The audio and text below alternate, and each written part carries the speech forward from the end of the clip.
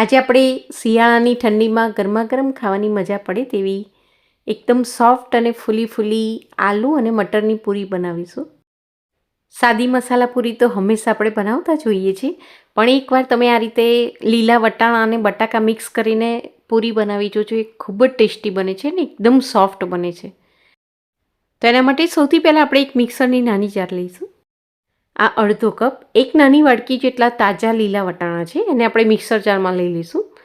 વટાણાની season ના હોય ત્યારે તમે ફ્રોઝન વટાણા પણ લઈ શકો છો. સાથે અહીં મેં એક મોટી સાઇઝનું બટાકું બાફીને લીધું છે. બટાકા મિક્સ કરવાથી લોટમાં ખૂબ જ સરસ બાઇન્ડિંગ આવશે અને પૂરી પણ એકદમ સોફ્ટ બનશે. 3 લીલા મરચાં અને 1 ઇંચ જેટલું આદું લીધું છે. આદું અને મરચાંને આપણે આ રીતે બારીક કાપીને મિક્સ કરીશું, એટલે જલ્દી સારી રીતે ક્રશ થઈ જશે. એની સાથે આપણે થોડી ફ્રેશ કોથમીર પણ મિક્સ કરી દઈશું. આદુ અને મરચાં મિક્સ કરવાથી પૂરી છે એકદમ ટેસ્ટી બને છે અને કોથમીરના કારણે એને ખૂબ જ સરસ કલર પણ મળી જશે. હવે આમાં આપણે જરૂરિયાત મુજબનું થોડું પાણી મિક્સ કરી દઈએ અને આની આપણે એકદમ ફાઇન પેસ્ટ બનાવી લઈશું. થોડું પાણી ઉમેરીને આ રીતે આપણે એકદમ સ્મૂથ પેસ્ટ બનાવી લઈશું. આની અંદર આપણે જે આદુ મરચાં અને વટાણા મિક્સ કર્યા છે એ સારી રીતે ક્રશ થઈ જવા જોઈએ. આ રીતે એકદમ સ્મૂથ પેસ્ટ બનાવી લેશો તો એનાથી તમને પૂરી વણતી વખતે બહુ તકલીફ નહીં પડે. તો આ લગભગ 1.5 કપ જેટલી ગ્રીન પેસ્ટ બની છે. તો એમાં આપણે એનાથી ડબલ એટલે કે 3 કપ જેટલો લોટ મિક્સ કરીશું. તો આ પેસ્ટ અને લોટનું પ્રમાણ છે એ આ માપ કરતાં થોડું પ્લસ માઇનસ હશે તો પણ કંઈ વાંધો નહીં. હવે આપણે પૂરી માટેનો લોટ બાંધી લઈએ. હું અહીં ઘઉંનો એકદમ ઝીણો આપણે રોટલી બનાવવા માટે જે વાપરીએ છીએ તે લોટ લઈ લઉં છું. અહીં મેં 3 કપ જેટલો લોટ લીધો છે. હવે આમાં આપણે સ્વાદ પ્રમાણે મીઠું મિક્સ કરી દઈશું. મેં અહીં 1 મોટી ચમચી લીધું છે. સાથે અહીં લોટમાં આપણે 1 ચમચી જેટલો મરીનો પાવડર અને 1 ચમચી જેટલો જીરાનો પાવડર પણ મિક્સ કરી દઈશું. અને મોણ તરીકે અહીં આપણે 3 કપ જેટલો લોટ લીધો છે, તો એમાં આપણે 3 મોટી ચમચી જેટલું તેલ લઈશું.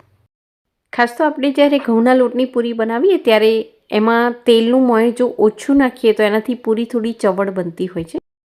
અને મોણ જો વધારે પડે તો એનાથી પૂરીને તમે જ્યારે તળો ત્યારે એ તેલ પણ વધારે એબ્સોર્બ કરે છે.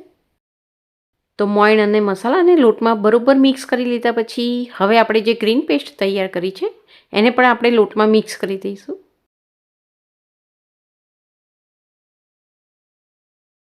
હવે અહીંયા ગ્રીન પેસ્ટને પહેલાં આપણે લોટમાં બરોબર મિક્સ કરી દઈશું. એ પછી લોટ બાંધવા માટે અહીં આપણે જેટલા પાણીની જરૂર પડે એટલું જ એમાં આપણે પાણી મિક્સ કરીશું. પૂરી માટે અહીં આપણે એકદમ કઠણ પણ નહીં અને બહુ ઢીલો પણ નહીં, આપણે મીડિયમ સોફ્ટ લોટ બાંધીને તૈયાર કરીશું. નોર્મલ પૂરી માટે આપણે જે લોટ બાંધતા હોઈએ છીએ તેવો જ લોટ અહીંયા આપણે બાંધી લઈશું. લોટ જો એકદમ ઢીલો બાંધશો તો એનાથી પૂરી ફૂલશે તો ખરી, પણ લાંબા સમય સુધી ફૂલેલી નહીં રહે, જલ્દી હવાઈ જશે. અને એકદમ કઠણ પણ ના હોવો જોઈએ. આ રીતે સોફ્ટ લોટ બાંધીને તૈયાર કરીશું. હવે આને ઢાંકીને આપણે 10 મિનિટ માટે રેસ્ટ આપીશું. 10 મિનિટ પછી ફક્ત અડધી ચમચી જેટલું તેલ નાખીને લોટને અહીં આપણે બરોબર મસળી લઈશું. થોડો મસળી લેવાથી લોટ એકદમ કૂણો બની જશે અને એનાથી પૂરી પણ એકદમ સોફ્ટ બનશે. લીલા વટાણા અને બટાકામાંથી હંમેશા આપણે સમોસા જ બનાવતા હોઈએ છીએ, પણ એ જ મટીરિયલમાંથી એકવાર આ રીતે તમે મસાલા પૂરી પણ ટ્રાય કરી જોજો, ખૂબ જ સરસ બને છે.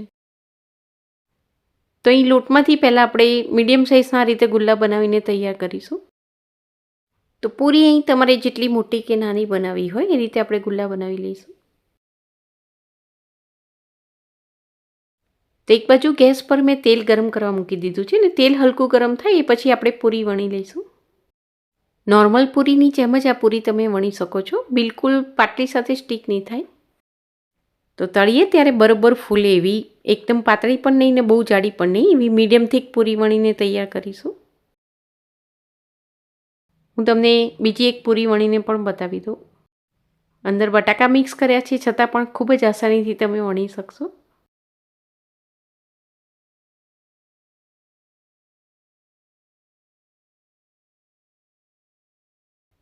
પૂરી તળવા માટે તેલને પહેલાં આપણે હાઈ ફ્લેમ પર એકદમ ગરમ કરી લઈશું. થોડો લોટ નાખીને ચેક કરો, તરત જ આ રીતે લોટ ઉપર આવી જાય એ રીતે તેલ ગરમ થયેલું હોવું જોઈએ. બરોબર તેલ ગરમ થઈ જાય એ પછી પૂરી તળીશું તો બધી જ પૂરી ખૂબ જ સરસ ફૂલશે અને તેલ પણ ખૂબ જ ઓછું એબ્સોર્બ કરશે. અહીં પૂરીને આપણે મીડિયમ ટુ હાઈ ફ્લેમ પર જ તળીશું. ઝારાની મદદથી આ રીતે દબાવશું એટલે તરત જ ફૂલી જશે. પૂરીનો કલર ખૂબ જ સરસ બન્યો છે, પણ વધારે ગ્રીન કલરની તમારે જો બનાવવી હોય તો તમે જ્યારે પેસ્ટ બનાવો ત્યારે તમારે થોડી કોથમીર અને લીલા વટાણા વધારે લઈ લેવાના, તો એનાથી પૂરી એકદમ ગ્રીન બનશે. તેલ બહુ વધારે ગરમ થઈ જાય તો તેલનું ટેમ્પરેચર આપણે ગેસ લો કરીને સેટ કરી દઈશું, કારણ કે તેલ એકદમ ગરમ થશે તો પૂરી પર ડાર્ક સ્પોટ આવી જશે. થોડા બાફેલા બટાકા મિક્સ કરશો એટલે પૂરી ઉપરથી એકદમ કડક લાગશે પણ અંદરથી એકદમ સોફ્ટ બને છે. આ પૂરી એકદમ તીખી અને મસાલેદાર બને છે, એટલે તમે એકલી બનાવીને ખાશો તો પણ તમને ખૂબ જ ટેસ્ટી લાગશે. આની સાથે કોઈ શાકની પણ જરૂર નહીં પડે. દહીં તીખારી કે કોઈ પણ ચટણી સાથે કે અથાણા સાથે કે ચા સાથે પણ તમે એને સર્વ કરી શકો છો. તો અત્યારે હજી વિન્ટર ચાલી રહ્યું છે અને લીલા વટાણા ખૂબ જ સરસ મળે છે, તો આ પૂરી બનાવીને તમે જરૂરથી એકવાર ટ્રાય કરો. અને કેવી બની તે નીચે આપેલા કમેન્ટ સેક્શનમાં મારી સાથે ચોક્કસ શેર કરજો. ઇન્ગ્રીડિયન્ટ્સનું લિસ્ટ મેં નીચે ડિસ્ક્રિપ્શન બોક્સમાં આપેલું છે, ત્યાંથી તમે ચેક કરી શકો છો.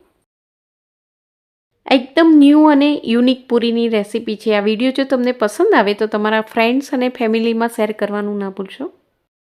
તો જરૂરથી બનાવો, ખૂબ જ ટેસ્ટી બને છે અને બિલકુલ તેલ પણ એબ્સોર્બ નથી કરતી.